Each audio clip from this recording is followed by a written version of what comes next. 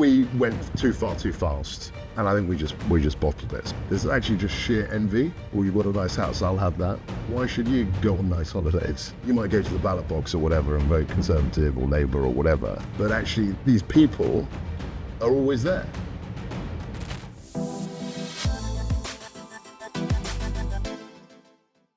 Welcome to Mark My Words.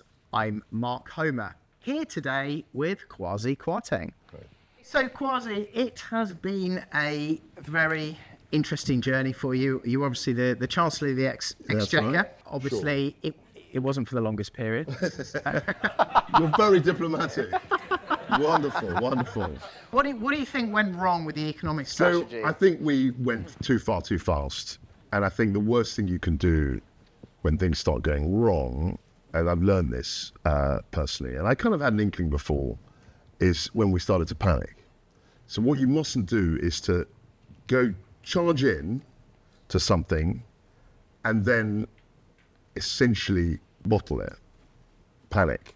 Because panic in business, in politics, in anything in life, it's a natural human response. And it's very difficult in modern politics because you've got 24/7 media culture. You've got social media where everyone's got a view and everyone's, very, very sharply focused on whatever their view is and getting it out there. And when you're in the Downing Street bunker, all of this stuff is really, really sitting very heavily on you. So if you're thinking specifically about the mini budget, were the elements of that you would have changed? Yeah. I remember this. It was a Friday afternoon. It was. We were in our office. And I remember all this stuff started getting announced. And one of the biggest things was we're scrapping IR35. Yeah, we should have stuck to that. And do you know what? I just looked at it, I just went, because it was just, since I've been in business, there's only really been one direction of travel. It was more tax, worse, more regulation, and all this sort of stuff. And to be fair, Kwasi and Liz Truss came out with a load of stuff on that Friday afternoon that was pro-business, and it was really exciting. So I think a couple of things happened. I think the blob were not too impressed. Who are the blob? So you've got all the quangocrats, the OBR, less than the Treasury, who are good civil servants, but they've got a kind of corporate view. You've got elements of not just the civil service, but, Ofcom. I mean, they weren't relevant to this, but Ofcom, Ofsted.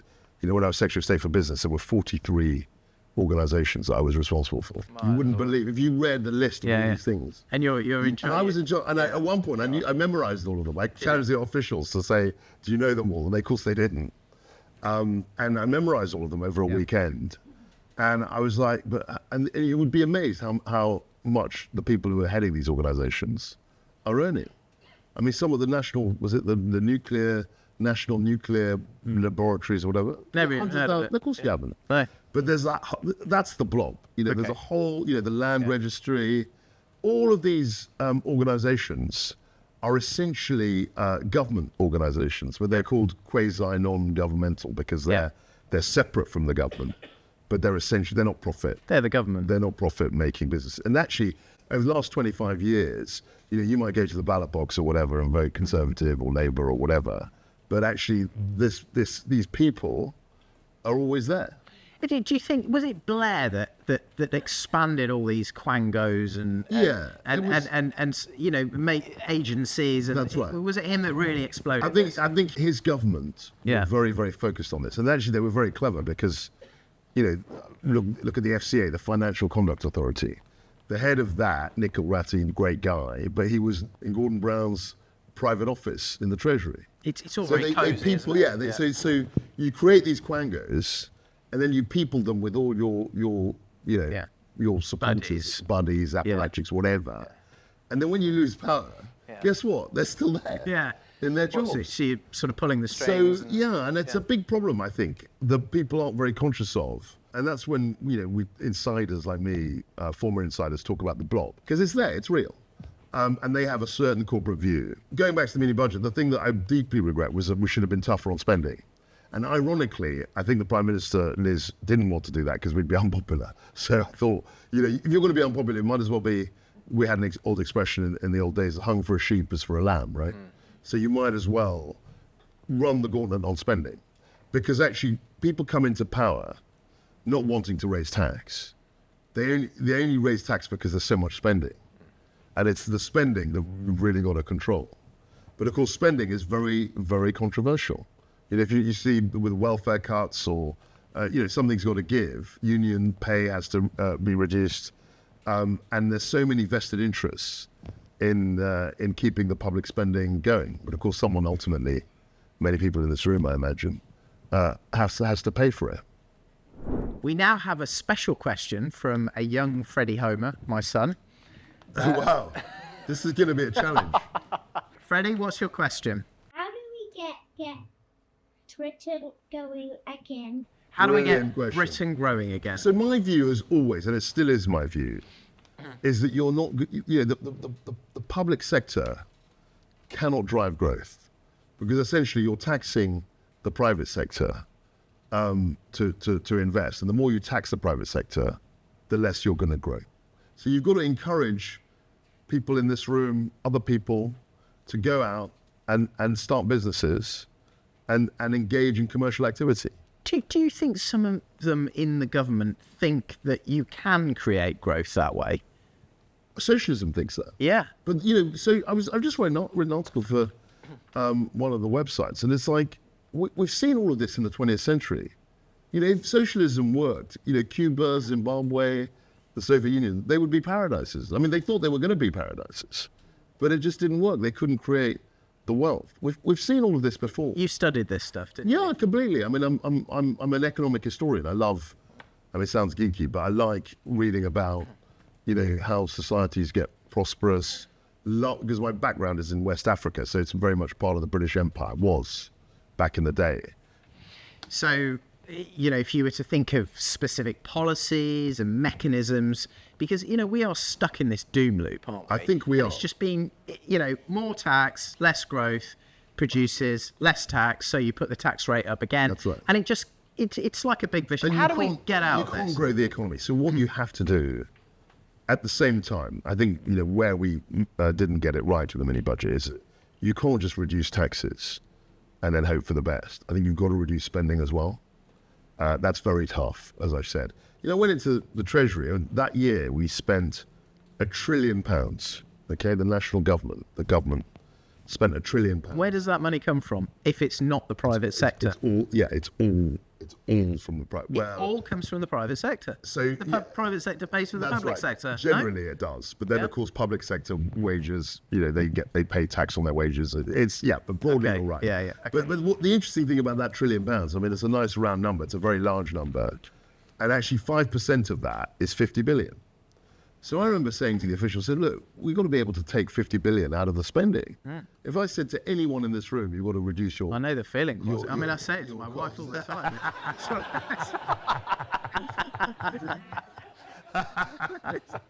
I don't want to tread on private grief, but generally, most people in this room, if they're asked to reduce their expenditure by 5%, it's difficult, but you should be able to do that. You would think of things that the beers you're having in the pub or eating out or whatever it might be, your clothes, whatever. But in government, it's almost impossible to do that because there's so many vested interests.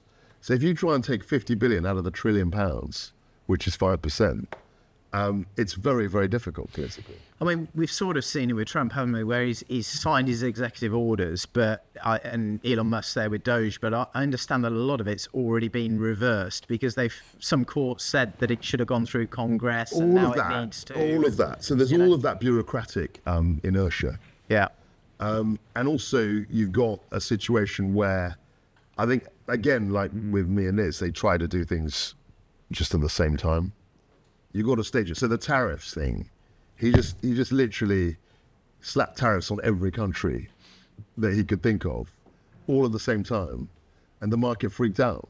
Too much, too quick. Yeah. So if he'd sliced and diced it, if he'd said, okay, China, and then 6 weeks later Mexico, he would have had over 4 or 5 months. He could have put everything in place. Yeah. But the market wouldn't have freaked out. Yeah. As they did when he just tried to do everything at once. And I think he would have been advised. I'm sure he would have. I mean, I know the Treasury Secretary, Scott Besson, lovely guy, and I saw him on television, and he looked like actually the people that sort of my age in this room. One of those sort of hostages in the Middle East. Do you remember? They say, I'm being treated brilliantly. And I remember when he announced the tariffs, he looked so uncomfortable. And I think they managed to get Trump to row back a little bit. But it's in many cases, it's the rollout that is just as important as the actual policy. The messaging. Yeah, 100%. And 100%. preparing the ground and 100%. preparing everybody. And I think looking back, that was one of the mistakes we made. How did Maggie do all this stuff then? So look, What did she do? it was a totally different era. I mean, the world, and I can just about remember that time, there was no social media. None. There was no real, well, of course there was no internet. There was no digital, there was nothing. I mean, it was just the newspaper. You'd wake up every day and you'd say, oh, look, what's happened in the world? And you'd open your newspaper. I remember that. And then you'd read stuff. It was a very slow-paced world. Whereas in this world, we're reacting to things within a millisecond. I think she'd have had to govern very differently. I don't think she'd have lasted as long. I don't think Blair... Do you think not? No, because it's a much faster moving... I suppose debt levels were a lot lower. They were much lower. Public, I mean, They were that's much the lower. fundamental issue. That's the fundamental. So just a stat for you. Our national debt in 2005, that was the first year I ran as a candidate, was 500 billion. Okay, 500 billion. That was when you were running. Yeah, in 2005, I lost. Only 2005. It's In 500 billion. Yeah, 20 years ago, it was 500 billion, and now it's 2 trillion. 2.7 trillion. Yeah. It's just gone it's completely and utterly nuts, isn't it? And, completely nuts. Yeah. I mean, a lot of it was driven by the COVID spending, which was crazy. And I could see, I was in cabinet then, and they were just, and actually one of the tales that will be told will be, I think there's a lot of fraud in this process. It's a guarantee, isn't it? My old friend, Theo Agnew, he was a minister. He's a house in the peer, and he's been going on about this. And I think that more things may well be revealed, but I don't know. So the debt levels have gone through the roof. And in order to service the debt, you've just got to whack up taxes. And by doing that, you're destroying or very sharply impairing, incentives in the economy. Debt levels post the Second World War, they were much higher than they are now. They were much higher. How did they get them Well, down? we grew. So the growth. Yeah. So if you look at the French, my French is atrocious, but they called it les 30 glorieuses, the 30 glorious years. Okay. And the German called it a Wirtschaftswunder. I did more German than French, by the way. Not that you can tell. But the point about that is that from 45 to 75, 1945 to 1975, these economies were growing at roughly 3% a year. So the vast indebtedness that you had basically gets eliminated as a proportion of your wealth because you're earning more money. So, it was much easier, frankly, to make money. And there were more people coming into the labor force, so they were generating more wealth. And it was a kind of virtuous cycle. We were growing at 3% a year for those 30 years. And then from 75 to 2007, roughly, we were growing at 2%, roughly. And then from 2007-8, we've been growing at 1.5%. But I mean, the US is still growing at 3%. Yes. They've got a load of debt. Yes. At similar sort of levels. Yes. They've got a very high debt. They've got very high. What's happened in the US? So I look at, now I'm out of politics. I'm looking at a lot of finance and, doing advisory work. And one of the things that really sharply came into focus, talk about 20 years ago. 20 years ago, the EU, including us, were roughly the same GDP as the United States. Today, and you should look this up, I think they're about 70% richer. It's something like, it was something like, I mean, this is ballpark figures. The economies were something like 10, 12 trillion dollars 20 years ago. And today, I think the EU is on about 14 or 15, maybe 16, and the US is on about 26, something like that. It's in that order. Why do you think that is? And I think the main thing, if you look back, and all of us have experienced this, of tech. If you think, I can't remember the five big, the biggest company on the S&P in 2005, I suspect was Exxon, maybe Microsoft, but there were some of those oil giants and all that. Yeah. Today, it's all, Nvidia or Google or Apple or Facebook or Amazon, all those companies, the FANGs, they're called. They didn't exist 20 years ago. Most of them didn't. And they certainly didn't exist 30 years ago. So, and all of this development, I look at it, has happened in the US. None of these companies was founded in Europe.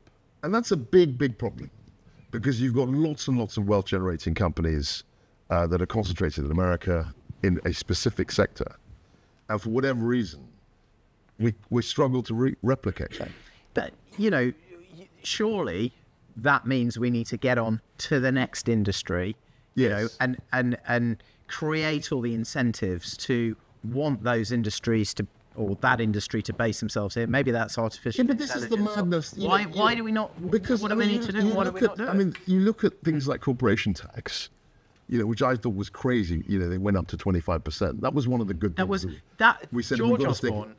That was one of the few good It was things. good. He cut it back from 28 to 8. Yeah. And that worked. To be fair, when we came in Yeah. 2010, it was 28%. Yeah. And he did cut it down. Yeah. And I remember President of Ireland just straight up to me, you know, he knew who I was, and he just said, apropos of nothing, he said, our corporation tax policy, 15% or whatever it is, 12%, Yeah. that's the best thing we've done in the last 25 years. Whoever's in power, that's what we stick to. I remember him, you know, he didn't have to say that to me, he just volunteered that. The Taoiseach said that's what you should do. Yeah, he was the president. He's not Yeah. the prime minister. okay. It's all the heads of state. Yeah. That came. Oh, I see. Like Lion the King. Yeah. They were the equivalent. The head Yeah. of whatever the head of state of Ireland is the president, and he's very small man, if I may say so. Michael Higgins, I think he's called Higgins. Anyway, he just made a beeline to me and just blurted that out, and I said, of course, that completely makes sense, but it's very difficult to introduce that here, as I know. The blob. Well, the blob, and you know, there's a very which I've said fundamentally, I think British people are commercial, but if you layer it onto that, there's a lot of skepticism about business. There's a lot of envy of successful people. There's a lot of chippiness. So this about is a success. cultural problem. Yeah, and I don't think it's. I think it's come recently in the last few decades. I don't think it's something that was always there. Yeah. But you know, you look at America, it's very different, the attitude to wealth creation. Because the instinct is just you see a wealthy person, you just want to tax them all. Yeah. You think, what's that Churchill joke, which some of you will know, which I won't repeat because they've got small children in the audience. But you know, they you know, you want to just tax things that are successful. Because Why? Because you feel, why should they have it? You know, you've got to redistribute, you've got to give other people opportunities. There's actually just sheer envy. I think that's the root There's of a most lot of of it. envy. I mean, I never feel envy. I think, good on you, mate. You've got a great car, you've got a great house. But a lot of people think, well, I'll have that. Or you've got a nice house, I'll have that. Well, you know, why should you go on nice holidays? Do you know what I mean? That's the culture. And I think it's a very bad thing. It's interesting hearing this from the old Chancellor, isn't it?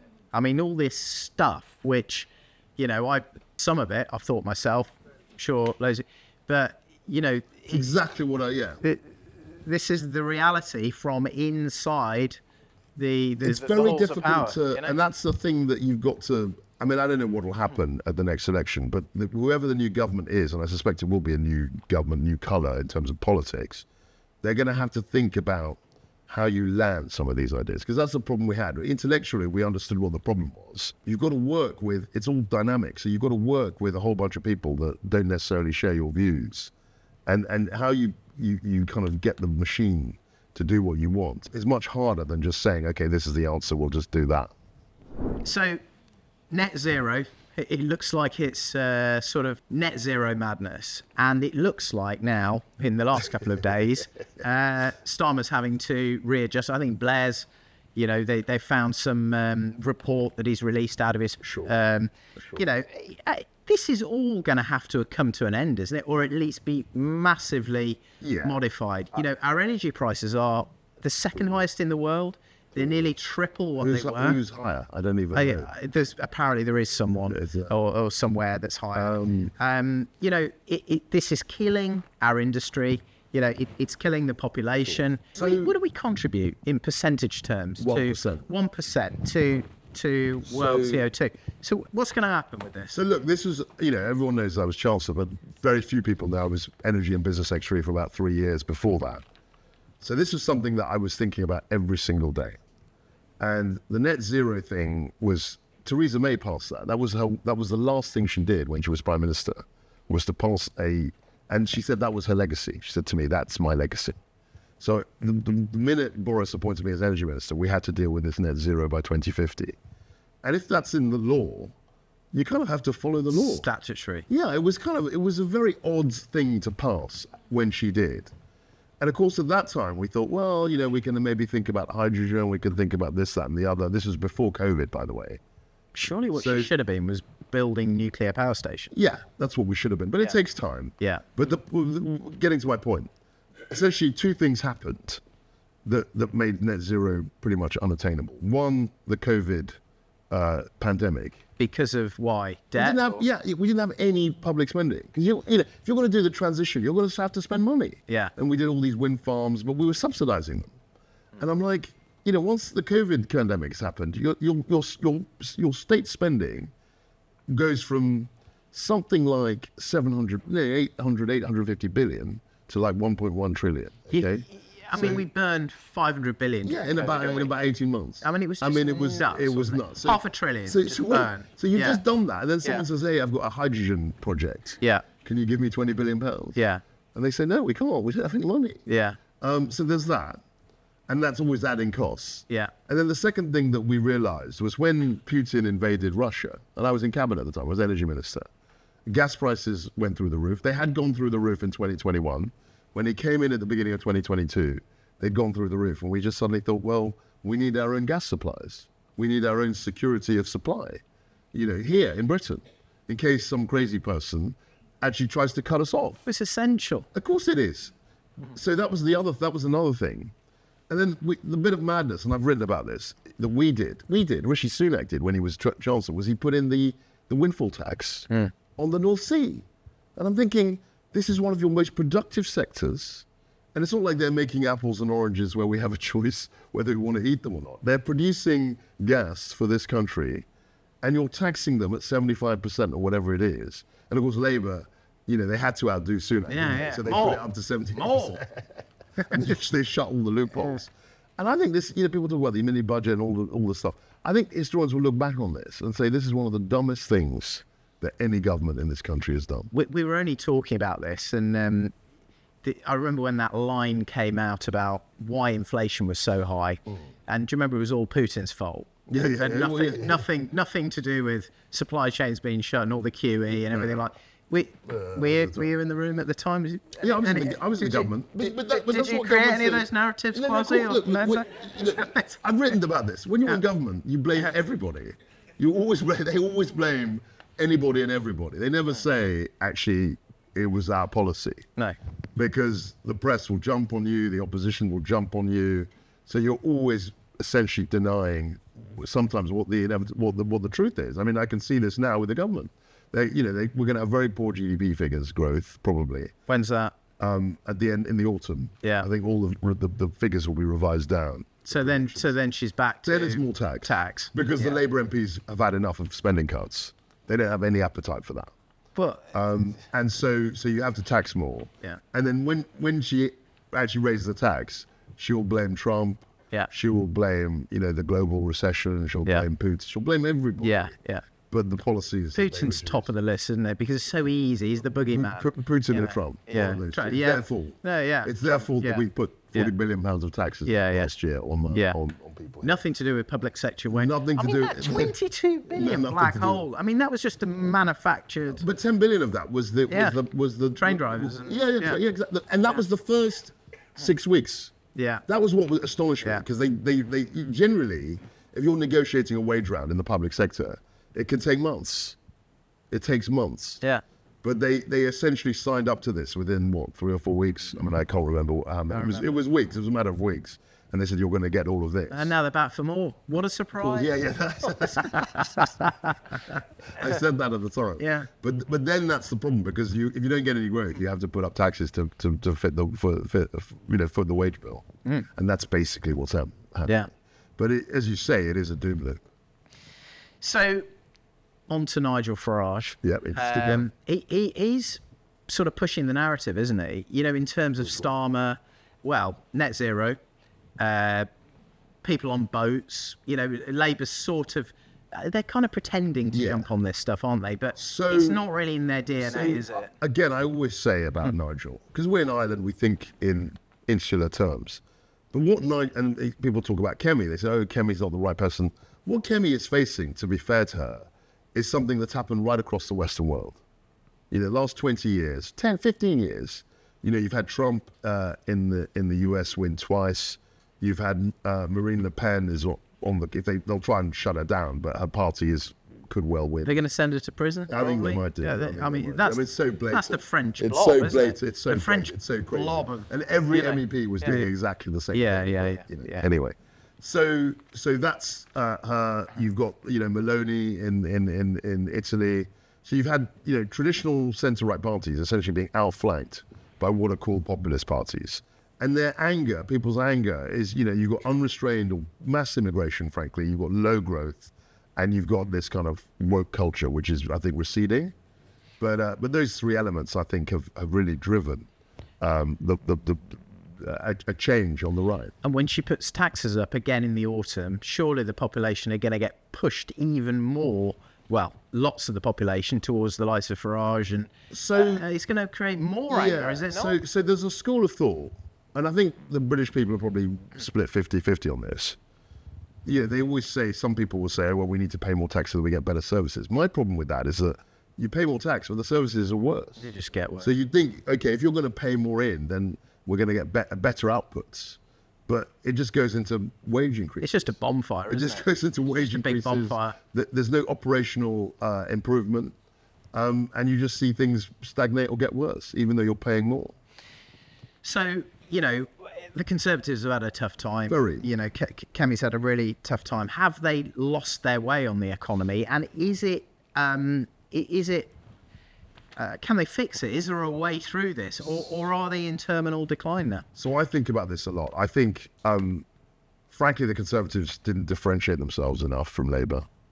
So if you asked any Tory voter over the last 80 years, if you could do a survey of all those voters, or a section of all those voters over time, and you ask them, why do you vote Conservative? They would say a mixture of, you know, strong defence, law and order, low taxes. Some of them might say smaller state. Some might say strong, you know, preventing mass immigration, border control. And on those 5 or 6 metrics, we didn't score very highly over the time we were in government, frankly. And so the Conservative voter looking at this thinks, well, what Conservative things did you actually do? Yeah. And then when Labour come in, so they say, okay, we don't like you, we're going to try the Labour. Of course, you know, a lot of them don't like Labour, and even the Labour voters are thinking, well, we don't like them much. So what is your alternative? You know, I can see, and I think I've got a lot of issues with the reform in terms of, I think their offering is quite thin. Policy? Yeah, I think it's all thin, but you can see why. Okay, I don't like you. Well, maybe I'll vote for you. And the Lib Dems are just a kind of blob of crap. Yeah. I mean, you know, I read an obituary of somebody, you know, an old businessman. He said, you know, he was a floating voter. He voted for everybody except the Liberal Democrats. He said that was not. You could never do that. But anyway. So should the Conservatives just crown Farage? No, I think they've got to compete hard for votes.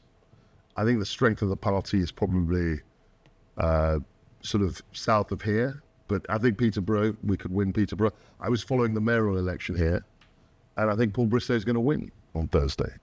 So, you know, and there's a reform candidate. I think Bristow would be better. I think Bristow will win. He would be better. Yeah, and I think this reform might come second. So the Conservatives can win a lot of seats, but it might just not be enough to win a majority. And in that case, you have to look at, you know, who else, you know, fits your philosophy more closely than maybe other parties. But, you know, is Starmer suddenly going to come out with some new policies or change his direction or get us out of this doom loop? So we're stuck in this for at least another 4 years. Yeah, I mean, it's depressing from that point of view. And that's one of my regrets, was that actually if we'd bedded in some of the things we were trying to do, it would have taken time. They would have tried to unpick it, absolutely. but it would have taken time for them to do that. Yeah. Whereas they came in and they were already on the path of higher taxes and all that. So it was sort of easier for them to bring in what they wanted to do. And, you know, for people in this room, for you, entrepreneurs, it's very challenging, very challenging. But if you can be successful in an environment like this, you know, the sky's the limit in the future, because you'll have a government, I think, that will be more open. You think that's coming? I can't see the alternative. You can't carry it feels to me like the 70s. Yeah. It feels very like the 70s. You know, people are leaving the country, taxes are higher. I mean, thankfully, not as high as they were then. But there's a real kind of malaise. There's a lot of, you know, there's not much inspiration. People are just a bit grumpy. And Well, I mean, it can't carry on forever. English people can be like that. Yeah, true. Yeah, well, British people. True. But yeah. it can't. But the business side can't be dominated by that. Yeah. You know, if you want to start a business, I mean, I was struck by when I was business secretary. I probably spoke to more business people, you know, CEOs than anyone in the country, and there were two things that really came out. Two characteristics. I'd say 80% of them had two of these things. One, they were good communicators. They could sell what they were trying to achieve, what they were trying to produce, and sometimes so well that, you know, when they left the company the next week, it was like, I didn't see that coming. But the other thing they were really into was they were optimists. You know, they're people, you know, you don't set up a business or leave home to work in another city or go to another country unless you have a spirit of optimism. So I think in terms of capital, in terms of business wealth creation, you've got to believe that you're going to succeed. Because if you believed you were going to fail, why would you do that? Why would you embark on something when you thought you weren't going to succeed? So I think the optimism is really important. And of the leaders I saw, you know, Boris was great for all his other faults. He was great as a booster. You felt really empowered. And I remember in the height of his, you know, the madness and the party game. Which bit? Oh, that bit. That madness. He always had an incredible, and I don't know what he was like privately, but in public and with his colleagues in cabinet, he was always incredibly energetic, and, you know, things would be falling apart. And then we're going to do this. You know, he's cracking. Oh, he jokes. came across on TV. Yeah. I kept looking at. I believed him, and then afterwards, I used to have to shake myself. But he had this. But it's energizing. That's what I'm trying to say. I'm saying, like, Yeah. you know, we don't follow leaders who say, "Oh, it's going to be terrible. I don't think we can make this. I suppose we better give it a go." Well, that's what we've got now, isn't it? You follow leaders who say, "We can do this. We're going to win. It's going to be good. It's going to be hard, but in the end, we will be victorious." You know, you look at the Churchill speeches; they're always like that. It's always suddenly uplands. He didn't say, "Well, you know, with this Hitler bloke is going to stuff us, and you know, we're just going to heading for defeat." I mean, that's not going to work as a message. So optimism and energy, you know, people like Boris had that. And I think we need that in this country, and it needs to come from the top. And at the moment, we're not seeing that. They need to be able to implement, though, as well, don't they? I mean, True. Was Boris an implementer? Maybe not as good as he should. No, but you've got Shopping trolley? Yeah, that's it. And that was unfair, was it? So I think he was someone who he had a much better grasp of detail than people believe. Really? Yeah. He wasn't an idiot. I mean, he would say, "Okay, what's this? What's that?" He was sharper than. But I think you have to start somewhere. And I think you've got the mentality and mindset. Yeah. Are really important. Yes, delivery is obviously ultimately what you get judged for, but you're not going to be able to deliver unless you can believe in yourself and the government, the people you're working with. And for that, I think Boris is a great leader. So Brexit, Yep. I think you supported it, didn't you? 100%. Yeah. 100%. So it's been a good thing, has it? I think it's been a great thing. I mean, it's not been an unalloyed success. It's not been a pure 100%. Everything's much better, but it's given us a lot more. Understatement there, isn't it? No, it's been. Do you know what? I mean, again, British people have been grumpy. If we'd voted for Remain, everyone would be complaining. Yeah, Everyone, you know, we wouldn't have got the vaccines out for the in the COVID thing. We'd be hit by this 20% tariff thing. We'd have no room for negotiation with anybody. We'd be in this, group, and we wouldn't really have a say. Would we have grown quite a bit more? I don't think so. Look at France and Germany's growth. People always say, "Oh, you know, Heseltine, we would have grown a lot more." But why isn't Germany growing? Why isn't France growing? Why aren't they growing? Because they've got, I was going to swear, sorry, they've got crap policies. They're not incentivizing growth. And it's a chronic thing. It's been happening over 20 years. So this idea, oh, well, if we just stayed in the EU, everything would be, would be a land of milk and honey. That's nonsense. Wasn't implemented properly. I agree with that. I think there were things that we could have done better. I'm not saying it was, and I never thought this. I never thought leaving the EU would be a land of milk and honey, and then staying in the EU would be like a hell. It was never that binary opposed in my head. I always thought it was 6 of one, half a dozen of the other. Why I wanted to leave and why I would vote for it again is I wanted the freedom not to be bound in by whatever stuff they were doing. Because all that I used to see, they'd have a summit, they'd agree to all these terms, we'd object to them, and then 3 days later we'd give in, and they would just essentially ride roughshod of what we wanted. And it was always the same. And it would have been exactly the same going forward. And there was no escape mechanism. We had a once-in-a-generation chance to get out of that, and I'm glad we did. 500 million people on your doorstep. They're clearly the ones we're going to trade with because they're in our geography, in our proximity. Surely putting up a load of barriers with them isn't a good idea. So look, sorry. And what happens now is Starmer just going to pretty much take us back in without in all but name. And then we don't get any power. For me, this was a circular argument because if you looked at our trading, there's a great thing on YouTube with De Gaulle, why he vetoed us. In 63, vetoed us twice. So we came along, we applied to join the EEC as it was, the 6 countries, and he said, no, we're not having it. They do it like they're doing now. And his speech was brilliant. It's like, Britain is trading, Britain is maritime, Britain has, its own peculiar institutions, they've got their own legal system. I mean, it was like a Brexit speech. Brilliant. And then in 67, we went back, and he said, no, we can't have them. And then, of course, he died, and then we applied again, and we got in. And before we got in, the trade, 67% of our trade was with the outside world, was with the Commonwealth, was with New Zealand, LAM, people remember. It was all, and then, of course, once we joined it, of course, our trade was going to be with the EU, because we were part of the EU.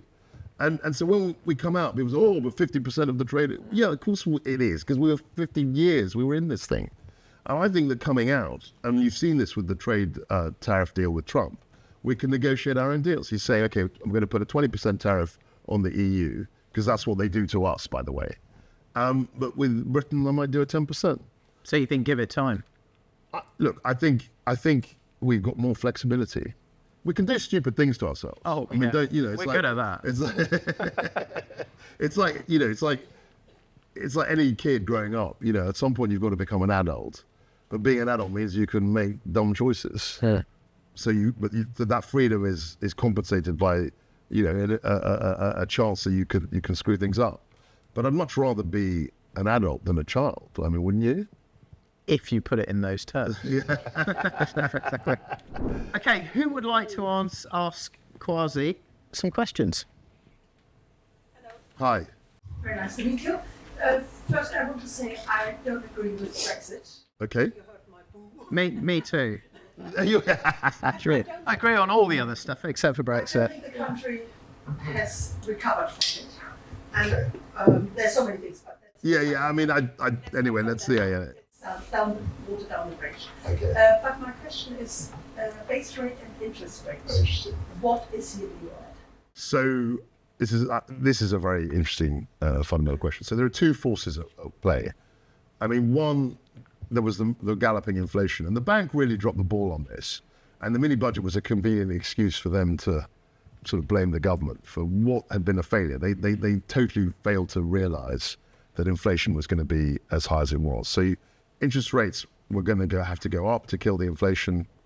And I think now the trend will be down, because essentially the big danger now is a recession or very slow growth.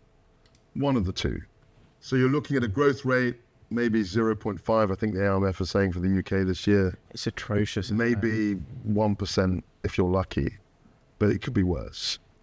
And in that situation, they're not going to put interest rates up. They're not going to do that.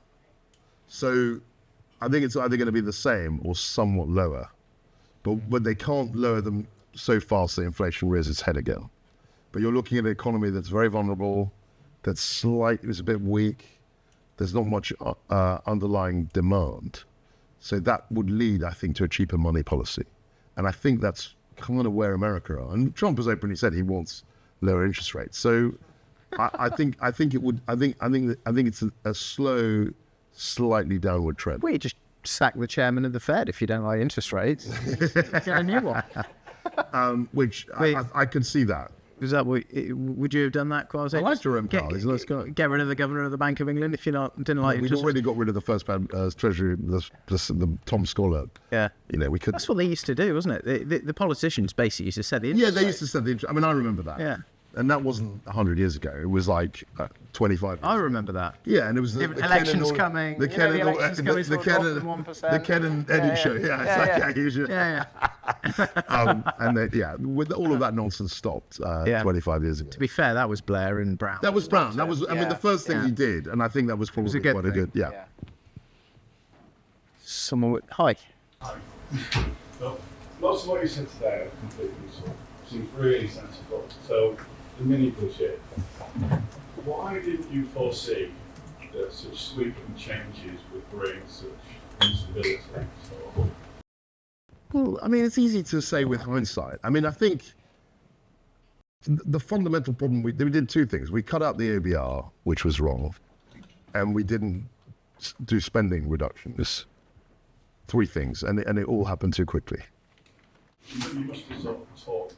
Yeah, we did talk. We had conversations. I mean, I thought the energy intervention, and I can say this, and it's in Tim Shipman's book, was way too generous. We should have Wasn't that? I've heard that in that, but was it a conversation a bit like, I don't know, a 2-minute conversation? It's going to cost 10 billion if you take the price crap. It was a lot more than that. But another 500 quid. And so it's going to cost 10 billion. billion. I talked about this when I was there. So it was more than 2 or 3 minutes, and it was about 10 minutes. Yeah. So what was that? 20 billion in 10 minutes? Was it? It was a lot of money. Yeah.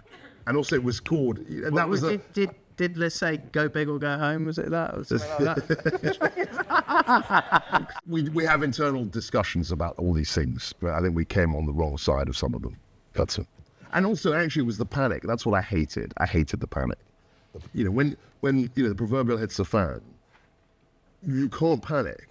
You've got to try and. So when she called me back from Washington, I said I was dry. I watched the film. I watched the plane. Yeah, I watched your plane. You were on an A380. It was cruising along. I watched you land. It was live on Sky News. Oh, Kwasi's being sent back. A day early. Yeah. And you're going to sack me. Yeah. To in what front end? of everybody. To what end? Yeah. And I got a WhatsApp immediately from one of our party donors, and he said, "This is a disaster. It's over." Yeah. And I'm like, okay. And so I said to her, "You've got 3 weeks," and it was 6 days.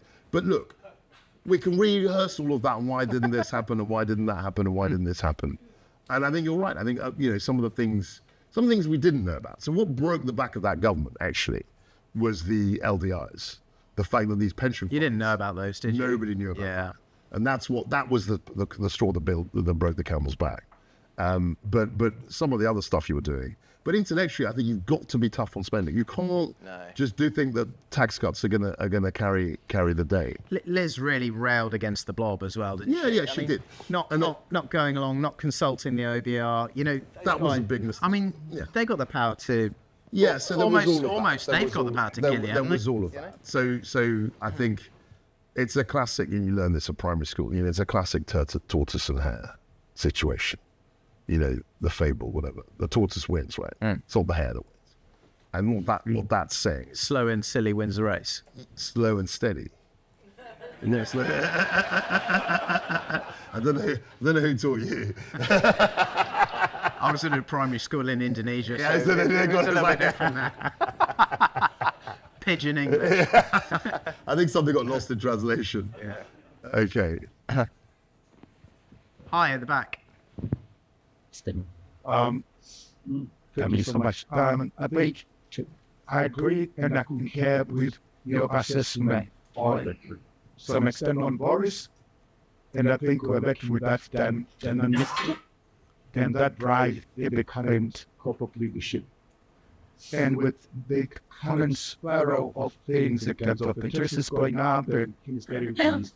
But do you think there's anyone who's got the gravitas, benefiting asset with the big, but the gravitas to say we're going to cut on the social movement or what the spending and concentrate on things that drive the country forward in development goal. I think it's a political thing that would take, but I think at some point somebody will go to small the cockpit and do it. Yeah, sorry, I totally get your question. So you're basically saying, can somebody have, the cojones, if I can stick to the Spanish, actually to say enough is enough, and we need to constrain the growth of spending, constrain it in the first instance, and I mean that it's the rates of change. It's if growth is going like, if the spending is going like that, you want it to flatten that growth, and then you've got to look at what the state is doing and try and it's like I think the Doge idea was a very good one. Politically, it's very difficult because you'll have, and even with the Labour, they try to do this welfare reform. We tried to do it actually after the mini budget, but there's just people screaming that you can't cut any of these benefits, and so if you can't cut any benefits or any spending, you can only grow the economy, and you're not doing that. So the only alternative is to increase taxes, and as I say, I think it'll continue until people say we can't live like this, and there'll be a change. But I don't know how long it'll take for that to happen. Lady on the right. Hi, Kwasi. Hi, Mark. Great interview so far. So far. I'm Fatima. My question is, we touched on mindset earlier. As a mindset coach myself, I wanted to know what mindset has helped you and what do you think skills you need to work with?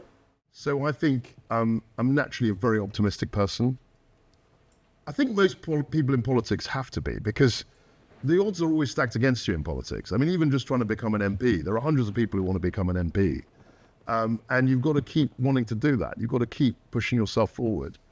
And then when you're there, you've got to, there's lots of luck involved. Your party might not be in, the people within the party who are leading the party, you might not like them. There are lots of variables that are out of your control. So you've got to have a sort of self-belief and optimism, which I've always had. And I think when I look at people in life, I think that's a really important thing. I've known brilliant people, almost genius level thinkers, very funny, very engaging people. But for whatever reason, they didn't believe in themselves. And if you don't believe in yourself, why should anyone else believe it?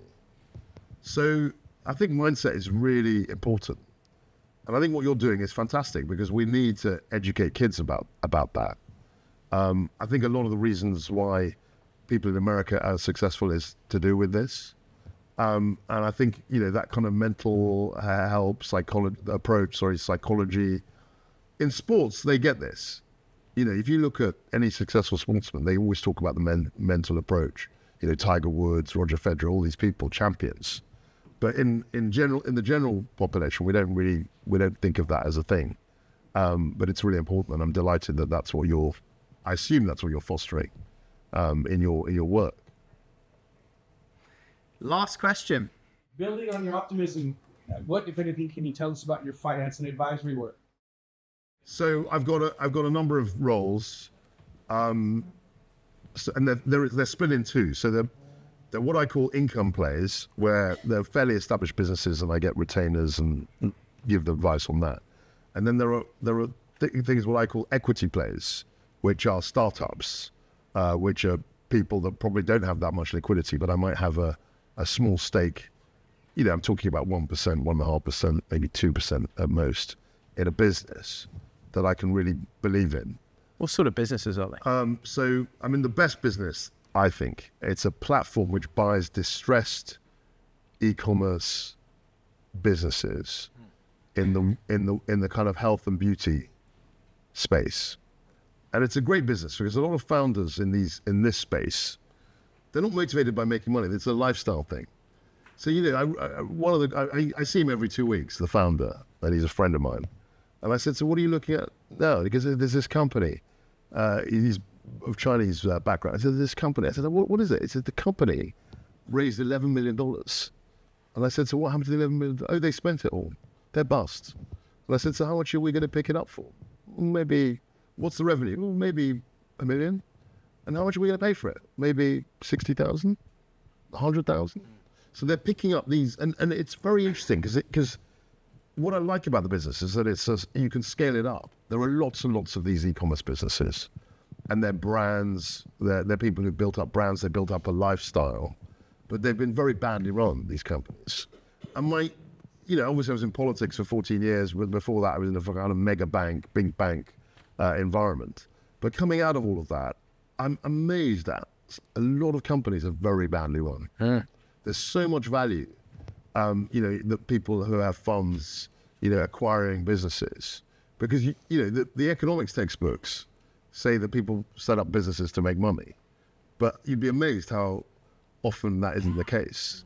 They're setting up businesses because they want status in a community, or they're setting up businesses because they want a lifestyle, or they want a party, or they want to do fun things for their family. And there's nothing wrong with that. But if your motivation is those other things, it's often the case that, you'll run into difficulty.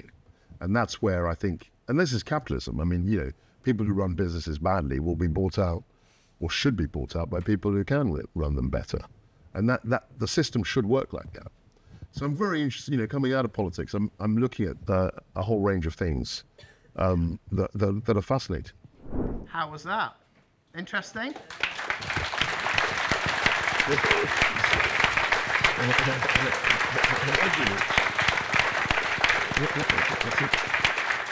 Thank you. Thank Great you, fun. Kwasi. Very good. That was Thank you. enlightening and really, really interesting. Well, it's So all thank you. authentic. I mean, it's all from very interesting experiences within government and now coming out of it. So thank you very much. Thank you. We really appreciate it.